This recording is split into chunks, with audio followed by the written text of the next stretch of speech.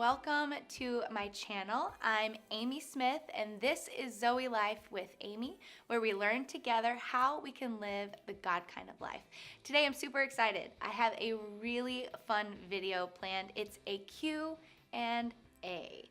The questions are coming from a recent Facebook post that I did, and I just said, hey, if you wanted to ask me something and you wanted some answers, not just necessarily from a pastor's perspective, but just as a woman of God, as a friend, as a mom, as a wife. And I got so many questions. I could never answer them all. But I have a couple of my girls here today. I have Andy and I have Kendra, and they off screen are going to be asking me these, and I haven't looked at them. So I thought it would be fun to do it a little bit more spontaneous. Then it doesn't seem so pre-planned and like, I don't know, I just feel like I'll be able to answer it just a little bit more honest and just like yeah, have a little bit more fun with it. So here we go. Okay, so question number one. If you had to shop at one store for the rest of your life, which store would you pick? Oh, that's easy. So if I had to shop at one store for the rest of my life, Target. Hello. Yes. I mean, a second, like a very close second would probably be Nordstrom, but they don't have the Dollar Depot, so Target it is. Okay, number two is, would I rather go on a date to a theme park or a movie? That's a hard one. I love Disney and I live in Orlando, so that's like a very easy thing to do. I would have to say movie because my husband loves movies. So of course I love what he loves. He's loved. Okay. What three qualities should someone look for in finding a significant other? Okay, number one, I actually love this question because I often hear well-meaning Christian girls say that they've found somebody and that they feel like there's potential there because they go to church. It's two totally different things. That just because someone goes to church does not mean that they have a deep personal relationship with Jesus. So that's significant. So that's number one, a deep, close personal relationship with Jesus. I would say number two, that they respect you. That they respect your Christian values, your Christian beliefs, your boundaries. And number three,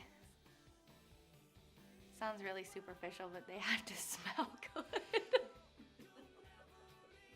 That was actually a requirement of mine, and my husband smells amazing. But I mean, if I had more time to think about it, I'm sure I could. But what I said, I think is gonna be good for somebody. So there you go. You have to smell good. I feel like I knew you were gonna answer two. I figured you did. Number two, they have to smell good. Number three, they have to smell good. Okay. And love Jesus. Okay. Number four, how do you discipline/affirm your kids? Ooh, that's a good question. Okay. So this is a mom question. I love getting questions about discipline and like what our family's methods are. So how do we discipline/affirm our kids? We do use the timeout method. Obviously, now that I have two teenagers, we don't put them in timeout, but we certainly, our discipline method is more taking away privileges, taking away phone time. So those are mostly like their consequences. With my little one, Zoe, we still use timeout, but recently we have found a method that is more of like a rewards-based method.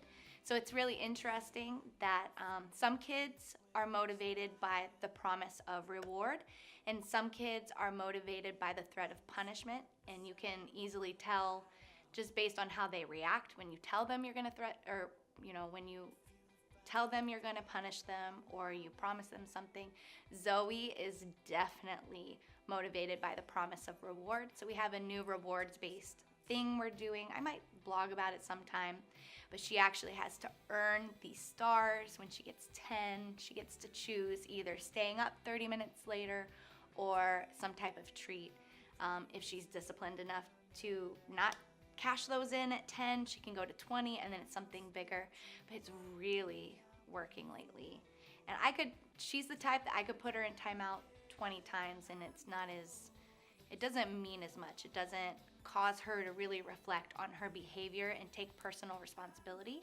So that's kind of new for us, but it's really working. And not to make this like answer too long, but if you have more questions, feel free to comment below, and I'll definitely do a like fuller version of explaining it. So, but it's working. Number 5, what is your best marriage advice? Says the engaged person. So my best marriage advice. There's a lot, but I would say I firmly believe as a wife you have the opportunity to set the temperature of your home, and it is a personal core value of mine that my home is a no nagging zone. I think when we choose to go down the path of nagging our husbands, trust me, I know it can get frustrating when they throw their towels on the floor or whatever, but hey, we have stuff that we do that probably drives them crazy too. But I've just made it a point that I will not nag my husband. He does not need me to be a mother to him. He needs me to be his wife and to just find joy in the little things. And I pick the towel up, and I honestly, everything we do in our lives is unto God anyway. So I try to remember I have the opportunity to serve my husband, and it creates a better atmosphere in our home. Trust me, if you've tried the opposite, you've tried the nagging, it just doesn't work, and it breaks down communication, and something that seems really small ends up being huge in an argument, and a no nagging zone. So, how do I know I'm called to? You personally, Kendra? Okay.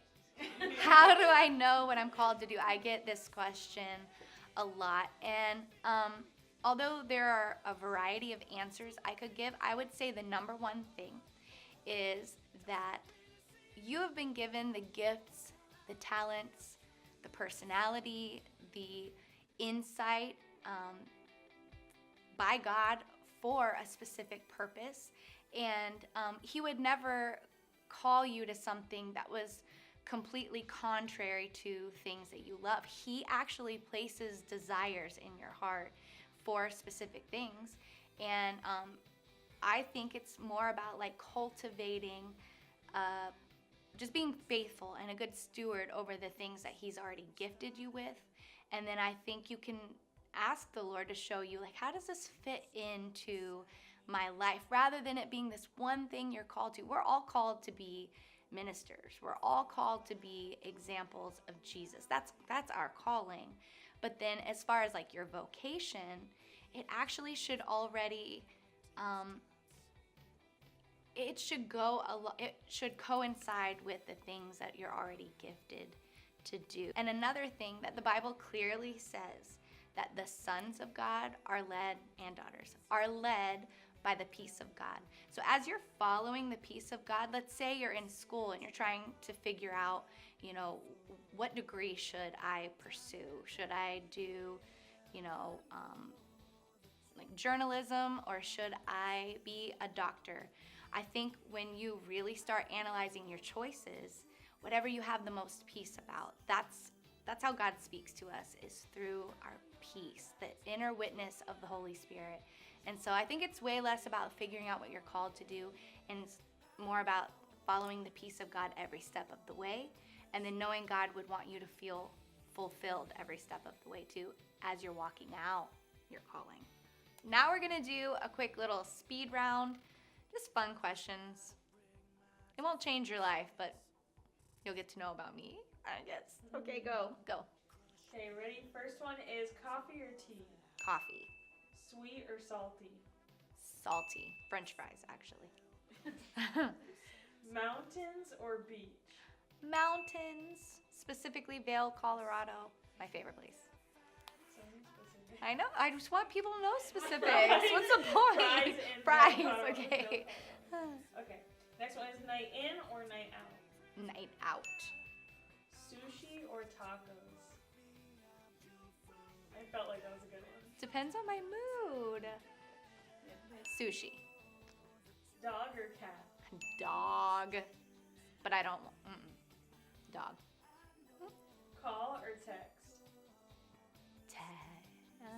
Text. Sorry. Coke or Pepsi? Diet Coke.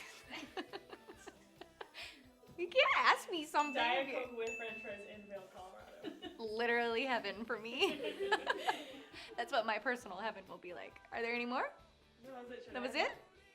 And my favorite color is purple. And just if everyone wanted to know. Okay, awesome. Okay, so hopefully you had fun. We clearly had fun and just learned a little about me, maybe a little bit about life. And join me next time on Zoelife with Amy. Make sure if you're watching on YouTube, you subscribe. If you're following me on Facebook or watching this via Facebook, feel free to share. Maybe all your friends want to know more about me. That'd be fun. And if you watched this via Instagram, you can tag some of your friends below. Let's just get the word out. And today, go out and live the God kind of life. See ya.